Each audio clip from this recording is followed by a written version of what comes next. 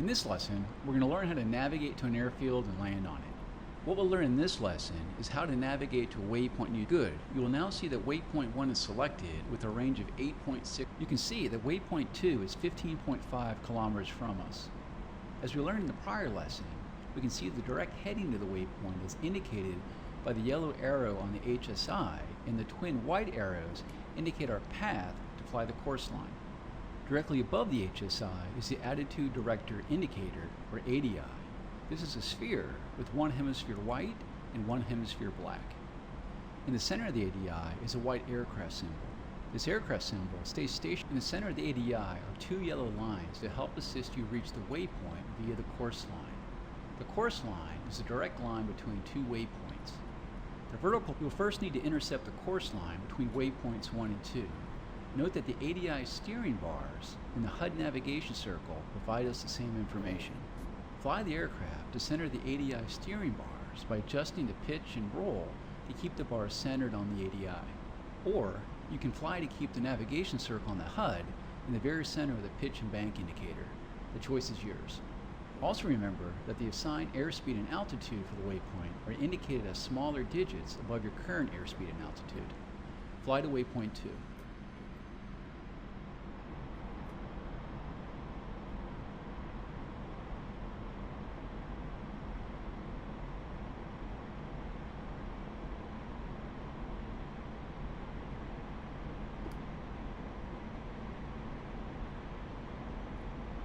Предельный угол атаки. Предельный угол атаки.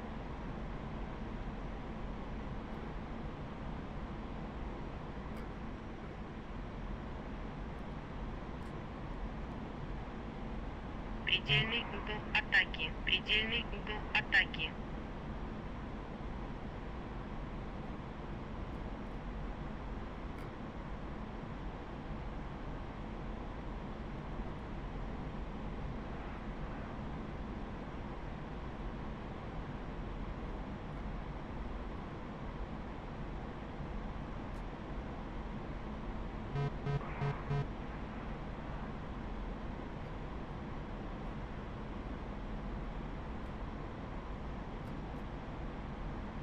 Предельный угол атаки. Предельная перегрузка. Предельный угол атаки. Предельная перегрузка. Nice job. As you may have noticed, the waypoint automatically cycles to waypoint 3. Go ahead and fly to waypoint 3 along the course line and maintain a speed of around 400 kilometers per hour. Предельный угол атаки. Предельный угол атаки.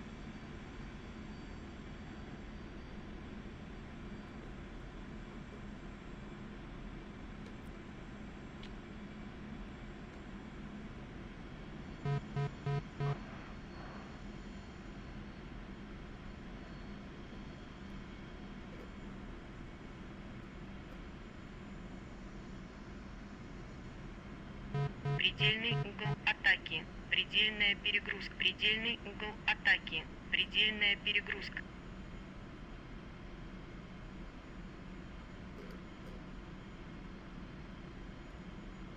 Предельный угол атаки. Предельная перегрузка. Предельный Now that you've угол reached the last атаки. en route Предельная waypoint, notice перегрузка. return mode has automatically been selected as indicated as RTN in the lower left corner of the HUD.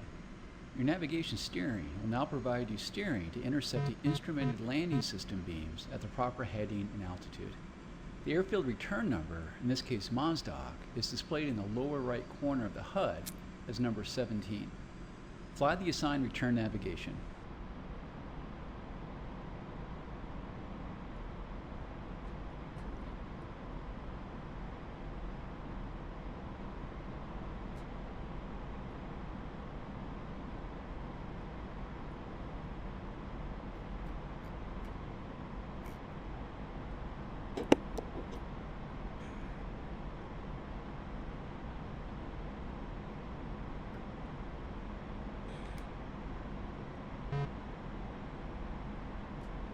We've now entered the ILS beams and have automatically switched to the landing mode as indicated by the LNDG indication in the bottom left corner of the HUD. The ILS contains a glide slope beam to help guide you vertically, and the localizer beam helps you to guide horizontally. Below the landing indication is a K indication that lets you know that you have captured the ILS beams. The upside down L in the lower left side of the HUD indicates that you are on glide slope. If you have not already done so, reduce your airspeed to less than 400 kilometers per hour and lower your landing gear by pressing G. If you need to, deploy your air brakes by pressing B. Lower your landing flaps by pressing left shift and F. Press the spacebar to continue. Also in the HUD are a large fly the aircraft to center of the circle inside the pitch and roll indicator in the center. The smaller circle is your glide slope error circle. Like the director circle, you want to center this in the pitch and roll indicator. If the director circle is above the roll and pitch indicator, you are too high. And conversely, if it is below the roll and pitch indicator. If the director circle is left of the center and pitch and roll indicator, it means you are left of the localizer beam. And conversely, if it is right of the roll and pitch indicator. Once on glide slope, use pitch to control your airspeed and throttle to control your altitude.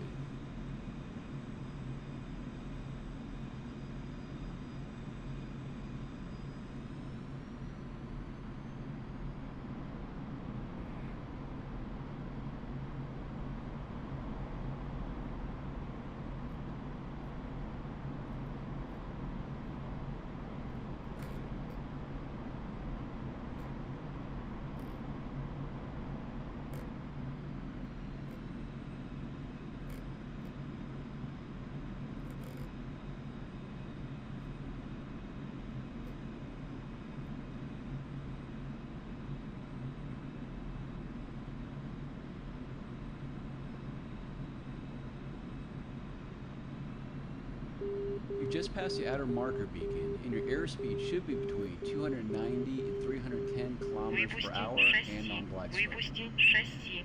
Выпусти шасси.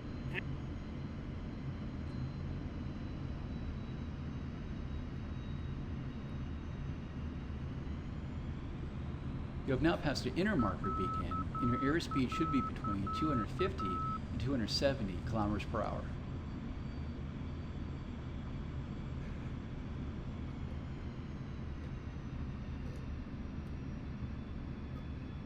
You just passed the runway threshold. When the radar altimeter indicates 5 meters, reduce the throttle to idle and flare the nose such that the sink rate, as indicated on the right side of the HUD, is between 1 and 2 meters per second. Once all the wheels are on the ground and your speed is below 250, hold down the W key to apply the wheel brakes until the aircraft comes to a complete stop.